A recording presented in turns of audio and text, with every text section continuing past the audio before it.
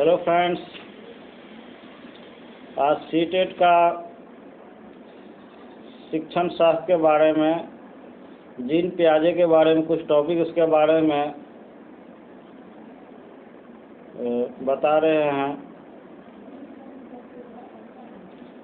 Gene पियाजे है कौन और ये कहाँ से है?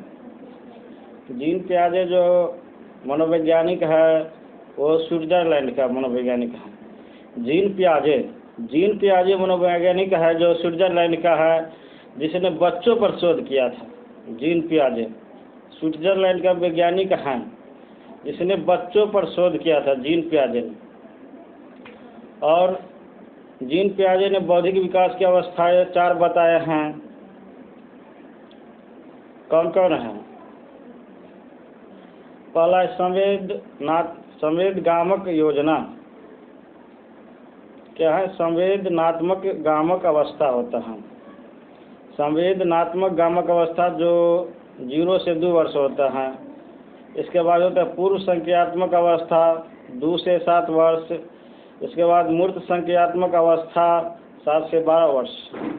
इसके बाद औपचारिक संक्रियात्मक अवस्था जो 11 से 15 वर्ष होता है।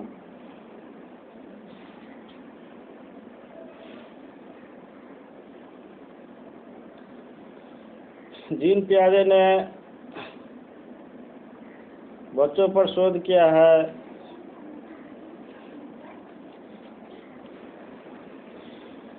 जीन पियाजे ने संज्ञानात्मक विकास के प्रत्यय को बताया है। जैसे है अनुकूलन।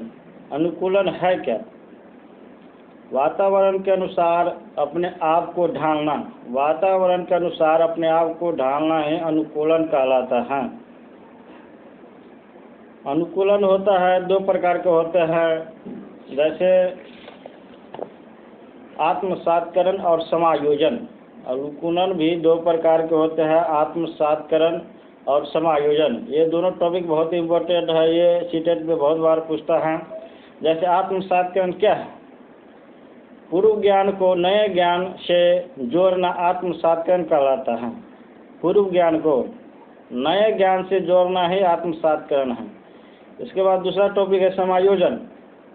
समायोजन क्या बताता है?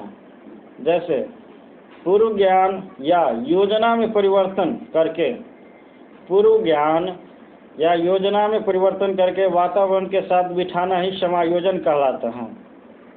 क्या है? पूर्व ज्ञान या योजना में परिवर्तन करके वातावरण के साथ बिठाना ही समायोजन कहलाता है। विकेंद्रीकरण क्या है?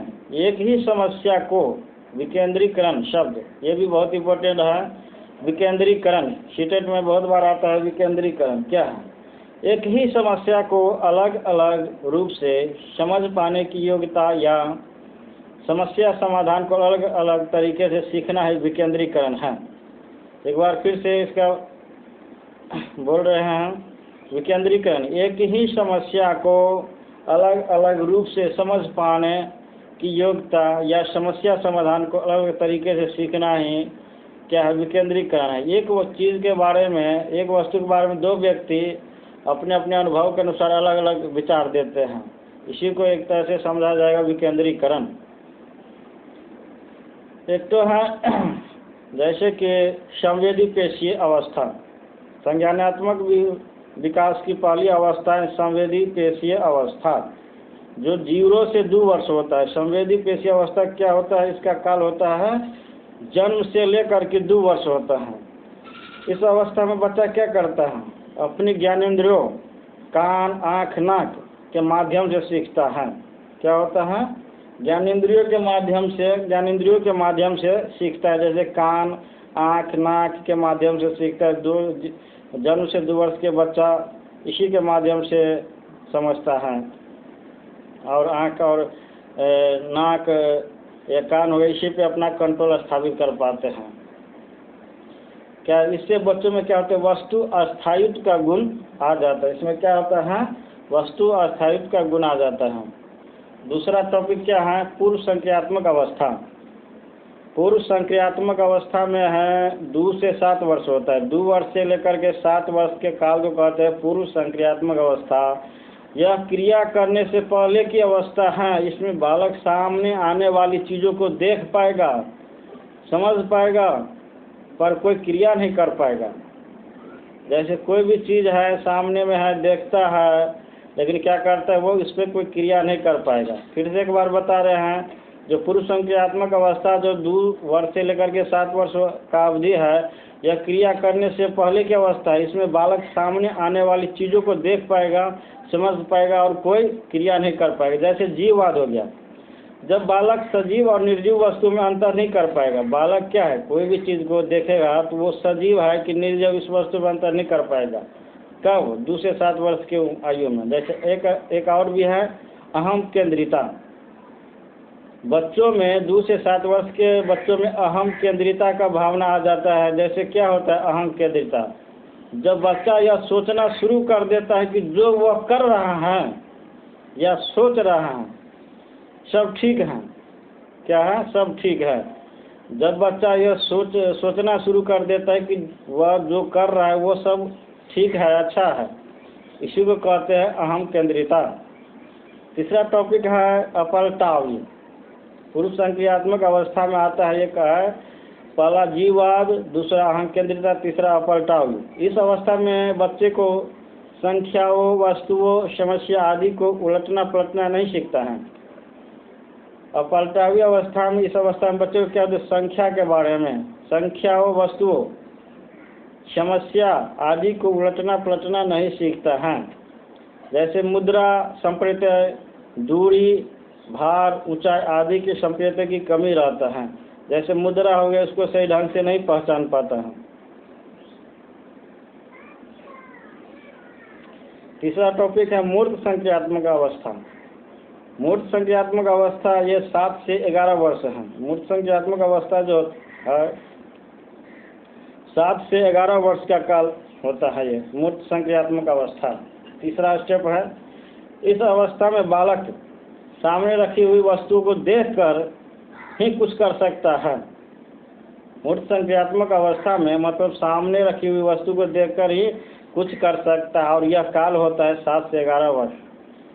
ये अपलटावी, जीववाद, मुद्रा, भार आदि संप्रेत्य का गुण आ जाता है। मूर्त संक्रियात्मक अवस्था जैसे 7 से 11 वर्ष में बच्चा ये मुद्रा कितना है, 2 रुपया, 5 रुपया, 10 रुपया, 100 रुपया, 1000 रुपया, इसको अब पहचानने लगता है। कब? मूर्त संक्रियात्मक अवस्था में 7 से 11 वर्ष की आयु में जब आता है तो क्या होता है, वह पहचानने लगता है।